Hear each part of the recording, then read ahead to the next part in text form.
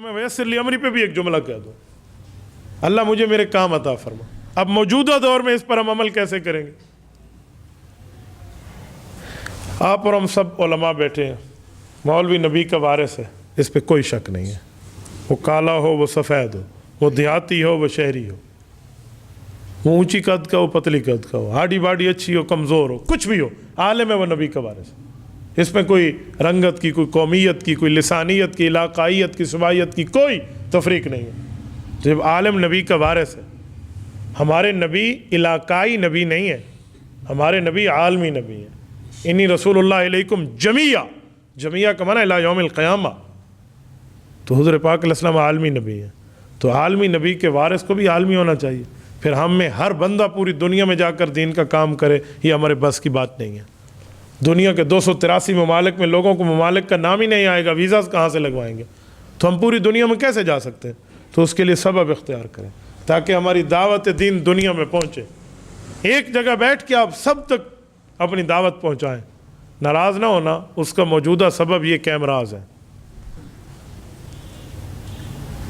یہ کیمراز ہے۔ آج آپ سارے میرے ساتھ بیٹھے ہیں نا، تو اس کی ایک وجہ یہی کیمرہ ہے۔ میں کیمرے کے ذریعے آپ کی جیب تک پہنچاؤں، میں کیمرے کے ذریعے آپ کے موبائل تک پہنچاؤں، تو عالم دین کو یہ سبب اختیار کیوں نہیں کرنا چاہیے؟ ہر بندہ سوچے کہ میں ایک کیمرے کے ذریعے علم دین کی حیثیت، تصویروں اور سیلفیوں کی بات نہیں کر رہا، شوقیہ تصویروں کی بات نہیں کر رہا، جسٹ دعوت دین کی ویڈیوز کے ذریعے پوری دنیا میں انقلاب لے کر آؤں۔ یہ ہے ویسر لی امری، اللہ مجھے میرے اسباب عطا فرما۔ اور ہم اس چکر میں پڑے ہوئے ہیں، جی حلال ہے جی حرام ہے۔ میں اس چکر میں نہیں جاتا حلال حرام، میں کہتا ہوں ہماری ضرورت ہے، اور ضرورت کی حد تک پورا کرنا حلال سے بھی جائز ہے، حرام سے بھی جائز ہے۔ خنزیر کھانا حلال ہے حرام ہے؟ حرام ہے۔ آپ کا اور ہمارا نظریہ کیا ہر بندے کے لیے حرام ہے؟ آپ علماء ہیں، عوام تو نہیں ہے، ہر بندے کے لیے حرام ہے۔ وہ کون ہے جس کے لیے جائز ہے؟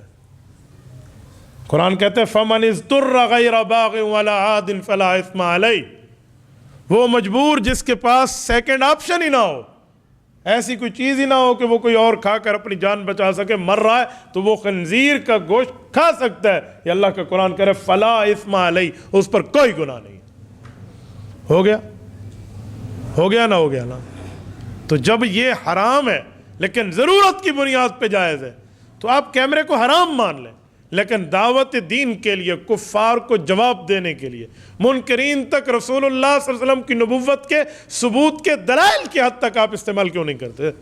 حلال حرام کی جیب میں اپنی مسئلہ، میں نہیں فتویٰ دیتا بھئی یہ حلال ہے، لیکن ضرورت کی حد تک۔ آپ اور ہم کہتے ہیں تصویر حرام ہے، جیب میں قائد اعظم کے تصویر والی ہم نے وہ رکھی ہوئی ہے، نوٹ کی پوری گتھی اور کیش رکھا ہوا ہے، کیوں؟ مجبوری ہے جی۔ تو بھائی آج دنیا میں یہ بھی مجبوری ہے۔ اسلام کے خلاف لوگوں نے کیا سے کیا کام نہیں کیے۔ الکتاب نام سے 7 جلدوں میں قرآن کے مقابلے میں ایک قرآن لکھ دیا ایک بے ایمان نے، جرمنی کے ضلع بون سے۔ آپ نے نہیں دیکھا؟ انٹرنیٹ پر موجود ہے، 10,000 صفحات پر مشتمل ہے۔ قرآن کے مقابلے میں قرآن لائے اور کہتے ہیں میں نبی ہوں۔ ہم اس کا جواب کیسے دیں گے؟ آپ اور ہم ان چکروں میں بیٹھ رہے ہیں، جی حلال ہے جی حرام ہے۔ بھائیو ہمارا مسئلہ یہ ہے کہ ہم ویسر لی امری کو سمجھے نہیں۔ ضرورت ہے بھائی، ضرورت کی حد تک لے کر چلو۔ ایک جگہ بات چل رہی تھی تو ایک شخص کہنے لگا کہ یہ حرام ہے۔ میں نے کہا آپ نے کبھی عمرہ کیا ہے؟ کہتے ہیں الحمدللہ میں نے بھی کیا ہے، میری اہلیہ نے بھی کیا ہے، میری بیٹی نے بھی کیا ہے، میری بہو نے بھی کیا ہے، میرے بیٹوں نے بھی کیا ہے۔ میں نے کہا آپ نے حرام کام کیوں کیا؟ کیوں؟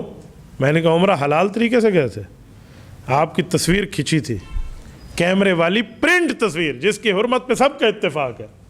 ڈیجیٹل پہ تو پھر بھی ہے نا بھئی، آدھے کہتے حلال آدھے حرام ہے، ڈیجیٹل نہیں، پرنٹ تصویر تھی۔ آپ نے بیٹی کی کیوں کھنچوائی؟ بیوی کی کیوں کھنچوائی؟ اپنی بہو کی کیوں کھنچوائی؟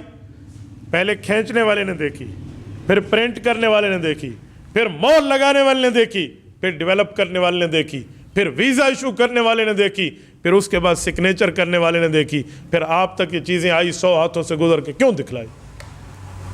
عمرہ کوئی فرض تو نہیں ہے، حج فرض تھا، چلو اس کے لیے آپ یہ گناہ کر لیتے۔ عمرہ تو نفل ہے، عمرہ تو تطوع ہے، نفل ہے، نفل کے لیے آپ نے کیوں حرام کام کیا؟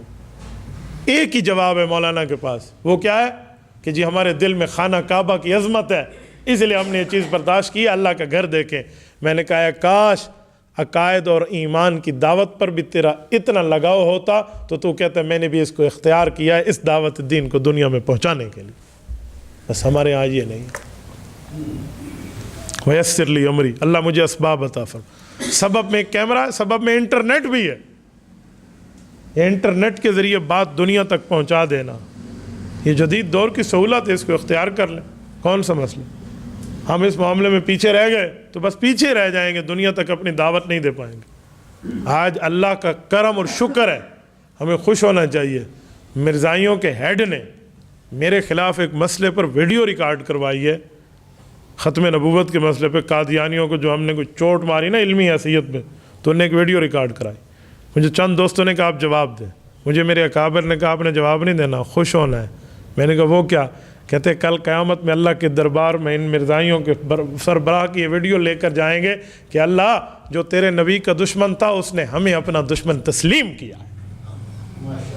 تو یہ اس کی طاقت ہے بھائی, ہمیں اس کو اختیار کر لینا چاہیے. یا نہیں بھی کرتے اختیار تو خدا کے لیے آخری درجہ یہ ہے کہ جو اختیار کیے ہوئے ہیں ان کی مخالفت تو نہ کریں نا. ہمیں شوق نہیں ہے, ہم اس ضرورت کی بنیاد پر کام کر رہے ہیں. ہمارے حضرات آئی ڈی اپنے پاس رکھتے ہیں, فیس بک پہ سارا دن پٹھان اور سردار کے لطیفے شیئر کرتے رہیں. ٹھیک ہے, سرائکی ہی میں آ کے سب پٹھانی میں آ کے او کملن نہیں او سیاڑے, یہی ہم لگے ہوئے ہوں گے. انہیں کہو کہ دعوت دین کی پوسٹ لگا دو, کوئی اسلام کی, ایمان کی, ایقان کی, احسان کی, کوئی مذہب کی بات کر لیں, اس پر کوئی مسئلہ نہیں. حلال نہیں سب کم کر.